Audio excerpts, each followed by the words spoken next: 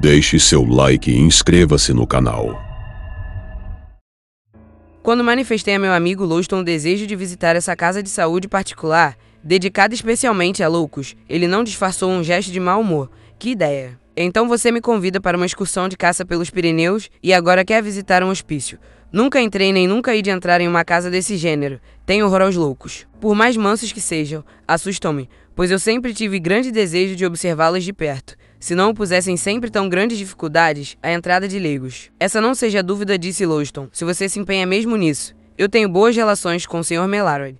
Quem é esse Sr. Melarod? É o diretor da casa de saúde. Se quer, eu apresento, mas desde já o previno, não passe da porta da rua. Vou até lá somente para lhe fazer à vontade. E assim se fez. Vista da pequena cidade em que nos havíamos instalado, a casa de saúde parecia muito próxima, mas para chegar a ela tivemos que caminhar mais de uma hora, por estradas em ladeira e nem sempre bem conservadas. Quando, afinal, saltamos de nossos cavalos diante do portão, tive uma impressão desagradável ao ver o edifício. Era um antigo castelo, com a fachada muito estragada pelo tempo de aspecto fantástico. Atravessamos um jardim, que parecia abandonado, e aproximando-nos da porta de entrada, vimos que ela estava entreaberta e o rosto de um homem surgindo junto no umbral fitava-nos com ar desconfiado. Porém Louston saudou pelo nome e o Sr. Melarod, pois era ele, veio ao nosso encontro com um sorriso amável. Era um homem de alta estatura, com maneiras de fidalgo e muito cortês, a despeito da expressão grave e autoritária, que parecia ser-lhe habitual. Meu amigo apresentou-me, expôs-lhe meu desejo de visitar o estabelecimento e desde que o Sr. Melarod lhe assegurou que tudo me facilitaria de bom grado, alegou um compromisso urgente e retirou-se. Então o diretor fez-me entrar para um vestíbulo exíguo, mas muito limpo e onde, entre outros objetos denunciando gosto apurado, vi livros, quadros e instrumentos de música. Quando entramos, uma moça de rara formosura estava sentada ao piano e tocava um trecho de Bellini. Ao ver-me, deteve-se e saudou-me com graça perfeita. Estava vestido de luto e seu rosto pálido parecia marcado por um profundo desgosto. Tinham-me dito em Paris que essa casa de saúde fora uma das primeiras a adotar o tratamento pela doçura. Toda a violência física fora banida e era mesmo raro que se mantivessem os loucos presos em cubículos. Recordando essas informações, examinei atentamente a linda moça. Seria ela uma das internadas. Havia em seus olhos um fulgor tão singular. Falei-lhe, tendo cuidado de dizer apenas as banalidades menos capazes de exaltar ou contrariar uma demente. Ela respondia-me com palavras perfeitamente sensatas, e mesmo com inteligência notável, mas eu já havia lido bastante sobre loucos para saber que não nos devemos fiar nessas aparências. Quando um criado trouxe refrescos e a moça, com uma breve saudação, retirou-se do vestíbulo, dirigia ao Sr. Melarod um olhar tão francamente interrogador que ele protestou.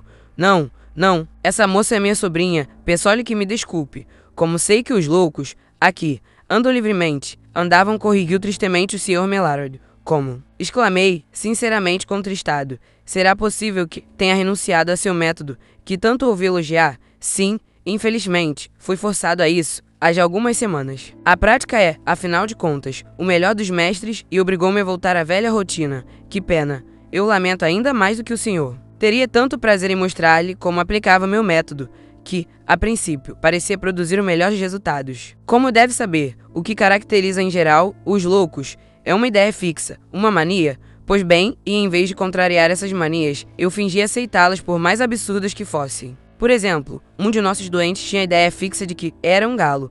Que fazia eu? Servia-lhes alimentos numa lata, colocada no chão no galinheiro, e chamava assim: pai, venha cá. Aqui está seu milho, e isso era bastante para acalmá-los e curá-los. Não, mas juntávamos a essa aquiescência, distrações, variadas, música, dança, ginástica, jogos. Às vezes encarregava um louco de vigiar outro, fingindo ter inteira confiança em sua habilidade. Isso dava resultados maravilhosos. E não os prendia, muito raramente. Apenas nos casos de acesso de fúria. Então era preciso isolá-lo para que os outros não fossem contagiados. De resto, em regra, não aceitamos aqui loucos furiosos. Mas, como lhe disse, acabei por ter tão dolorosas provas de que esse sistema era perigoso, pois estou surpreendido, atalhei com sincera tristeza. Tinham-me dito exatamente o contrário. Ah, meu amigo, suspirou o Sr. Melarod, do senhor é ainda muito moço. Ainda acredita em tudo quanto lhe dizem, mas vamos jantar. Depois eu farei visitar todo o estabelecimento e explicar-lhe o novo sistema. Ah, então adotou um sistema novo? E de resultados prodigiosos, o mais eficaz dos sistemas até hoje imaginados. Pouco depois, entrávamos na sala de jantar, onde tive a surpresa de encontrar 25 ou 30 pessoas já sentadas à mesa. Meu espanto ainda foi maior quando notei que todas essas pessoas estavam vestidas com grande luxo, mas com roupas antigas. Principalmente as senhoras, que constituíam a maioria da assembleia, exibiam vestidos de há 20, 30 e até de há 100 anos. A própria moça, que o senhor Melaro me apresentara no vestuário, dizendo-me ser sua sobrinha, apresentava-se agora com um vestido de cestinhas e anquinhas, grande demais para ela e que a tornava lamentavelmente ridícula. E cada qual ostentava os adornos mais variados, numa tal confusão de épocas e modas que comecei a desconfiar de que o senhor Melaro me enganara para melhor apreciar minhas impressões e que aqueles eram os asilados, os loucos, que, de acordo com o método de doçura, tinham a liberdade de se vestir como bem entendessem. A mesa era soberba, com prataria maciça e iguarias perfeitas, mas excessivas. Os convivas eram 30 no máximo e havia ali jantar para mais de 100 pessoas. Havia também exagero de luzes. Em suma, tudo aquilo era tão estranho que eu não sabia o que pensar, mas sentado ao lado do diretor do estabelecimento, tratei de saborear o que me serviam. Em toda a mesa, a conversação se generalizou com animação. Porém, o que mais me impressionou foi que o assunto predileto de todos era a loucura, suas várias modalidades e os casos mais característicos dessa triste enfermidade. Tivemos aqui, dizia um homenzinho magro, sentado à minha esquerda, um sujeito que tinha a mania de pensar que era um bully. O mais curioso é que essa ideia é tão estranha, muito comum entre os loucos. Raro é o hospício em que não é um homem bully. O homem de quem falo acreditava-se bully de metal branco e todas as manhãs esfrega-se cuidadosamente com uma flanela untada de pasta contra a ferrugem. Conheci outro, disse um homem alto e gordo, do outro lado da mesa, que julgava-se um burro. Mais extraordinário ainda era outro, que eu conheci e que afirmava ser um queijo. E andava de faca em punho, pedindo a toda a gente que provasse um pedacinho de sua perna e de seu braço. Isso é uma fantasia inocente, gritou o homem gordo. O que se imaginava um burro era mais perigoso, porque dava coices para todos os lados. Assim, senhor de Cote, contenha-se, exclamou uma senhora idosa, alcançada pela mímica exuberante do homem gordo. Está sujando e rasgando meu vestido. Mil perdões, ele, ... disse o sec. De Cote, curvando-se e beijando a própria mão, com uma reverência das usadas no outro século. Não tendo mais dúvidas, voltei-me para o Sr. Melaro e ia gracejar sobre o modo como tentar enganar-me. Porém, justamente nesse instante, ele tomou um ar misterioso para me dizer em voz baixa: quando acabarmos de jantar, eu o levarei câmara forte. Onde estão os meus doentes? Não quis mostrar-lhes antes da refeição com receio de que a emoção lhe cortasse o apetite. Como? Exclamei atônito.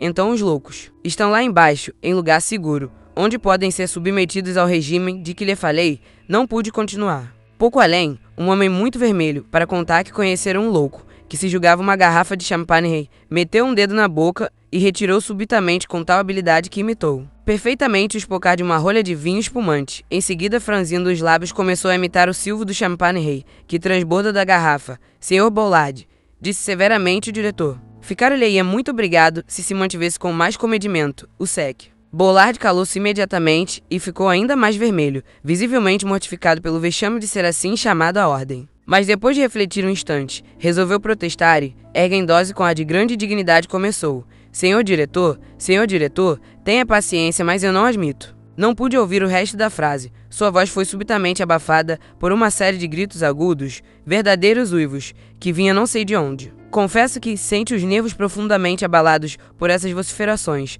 porém ainda maior foi a impressão sobre os convivas do Dr. Melaro. Nunca tive ante meus olhos uma coleção de fisionomias tão transtornadas pelo terror. Todos ficaram lívidos como mortos, encolheram-se em suas cadeiras e ficaram trêmulos e gaguejantes de pavor, como se esperassem o recomeçar dos tétricos clamores. De fato, eles não tardaram a recomeçar, mais fortes e mais próximos.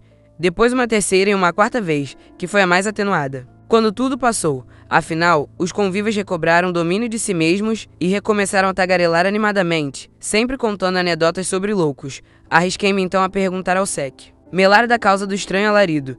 Coisa à toa, disse o diretor serenamente. São os loucos, que, às vezes, dão para gritar, todos juntos. Como geralmente isso acontece quando eles tentam fugir, isso assusta um pouco as pessoas que aqui estão.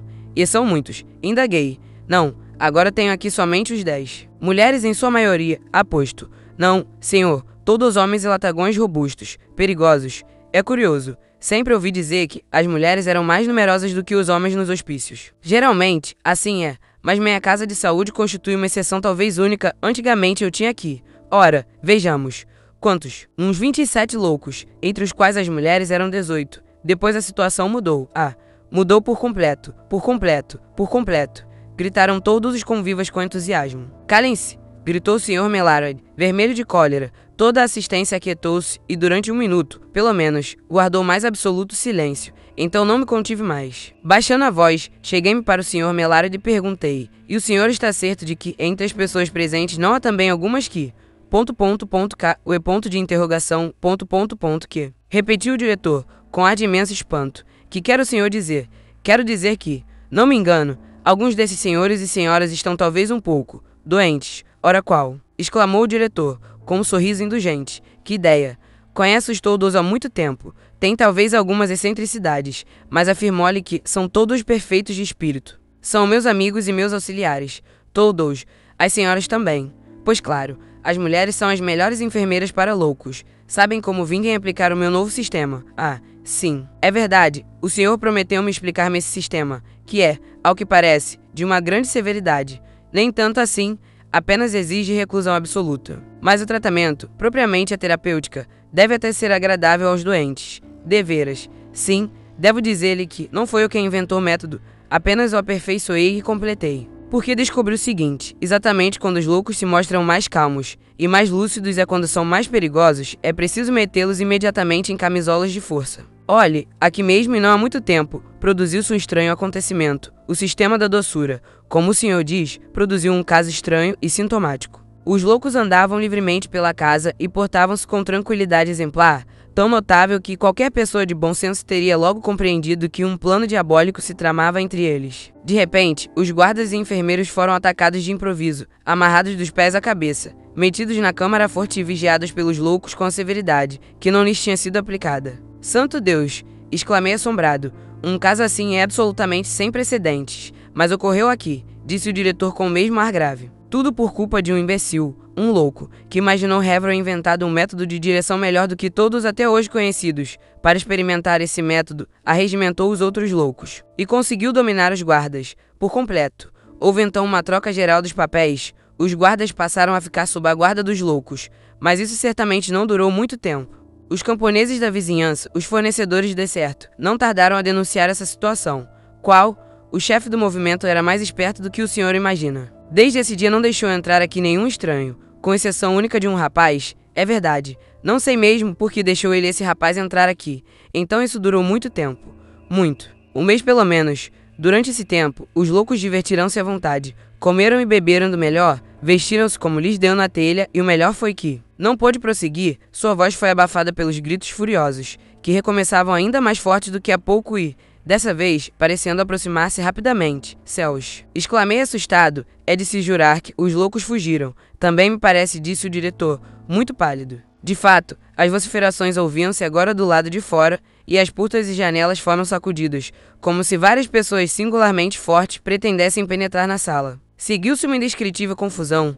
Com grande surpresa para mim, o Sr. Mellarod abandonou sua cadeira e meteu-se debaixo do aparador. Os demais convivas corriam assustados ou mantinham-se petrificados pelo terror. E como ninguém pensava em resistir, as portas não tardaram a ceder aos impulsos colossais a que estavam sendo submetidas. Vários homens seminos, com as vestes em farrapos, mas robustos e resolutos penetravam na sala onde, rapidamente amarraram todos os presentes. Só depois disso puderam explicar-me o que havia ocorrido. O Sr. Mellarod, contando-me a história de um louco que excitara os companheiros à revolta, não fizera mais do que relatar as próprias proezas. Esse homem fora, de fato, diretor daquele estabelecimento, mas enlouquecera por sua vez e passara a categorias de internado. Esse detalhe era ignorado pelo companheiro de viagem, que trouxera até ali. Os guardas, surpreendidos pela revolta preparada com grande discrição, estavam presos havia 30 dias, sujeitos à alimentação irregular e impetuosas jorros de água que os loucos lhes aplicavam. Através das grades, felizmente para mim, exatamente nesse dia, um dos guardas conseguira fugir e libertar os demais companheiros.